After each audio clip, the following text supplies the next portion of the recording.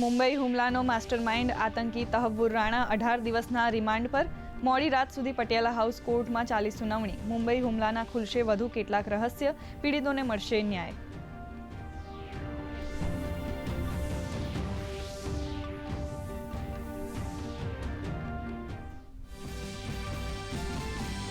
પ્રધાનમંત્રી નરેન્દ્ર મોદી આજે પોતાના મત વિસ્તાર વારાણસીના પ્રવાસે 3880 કરોડના વિકાસ કામોની આપશે ભેટ. સભાને પણ કરશે સંબોધિત, તો મધ્યપ્રદેશના આનંદપુર ધામ અને ગુરુજી મહારાજ મંદિરમાં કરશે પૂજા અર્ચના.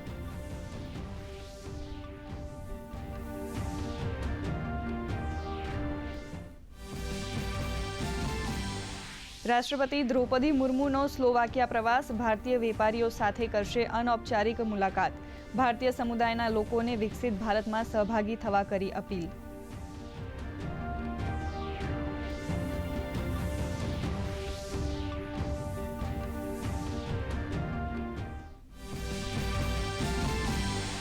વક્ફ સંશોધન બિલ અંગે 16 એપ્રિલે સુપ્રીમ કોર્ટમાં થશે સુનાવણી. મુસ્લિમ સમુદાય સહિત કેટલાક વિપક્ષના નેતાઓએ બિલના વિરોધમાં કરી છે અરજી. પક્ષ સાંભળ્યા વગર નિર્ણય ન લેવા કેન્દ્ર સરકારે પણ દાખલ કરી છે કેવિયેટ પિટિશન.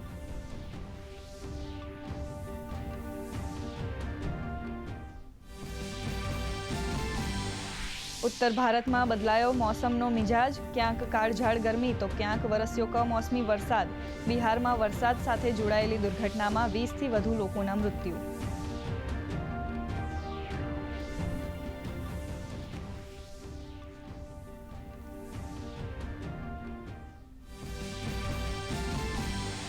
તો ગુજરાતમાં આજથી ગરમીમાં મળશે આંશિક રાહત. તાપમાનમાં 2 થી 3 ડિગ્રીનો ઘટાડો થવાની હવામાન વિભાગની આગાહી.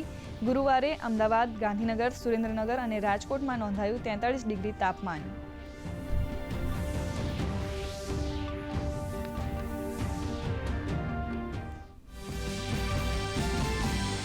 રાજ્ય સરકાર મોબાઈલ અને સોશિયલ મીડિયાના ઉપયોગ અંગે ટૂંક સમયમાં જાહેર કરશે એસઓપી. વડોદરા મહાનગરપાલિકા સંચાલિત શાળાઓનું શિક્ષણ મંત્રી કુબેર ડિંડોરે કર્યું લોકાર્પણ અને ખાતમુહૂર્ત.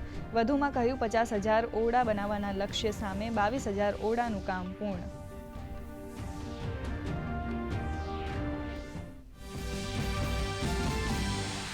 અને આઈપીએલમાં દિલ્હી કેપિટલ્સે સતત ચોથી મેચ જીતી. રોયલ ચેલેન્જર્સ બેંગ્લોરને 6 વિકેટે આપી માત. તો કોહલી બન્યો આઈપીએલમાં 1000 બાઉન્ડ્રી ફટકારનાર પહેલો ખેલાડી. આજે ચેન્નઈ સુપર કિંગ્સ અને કોલકાતા નાઇટ રાઇડર્સ વચ્ચે મુકાબલો.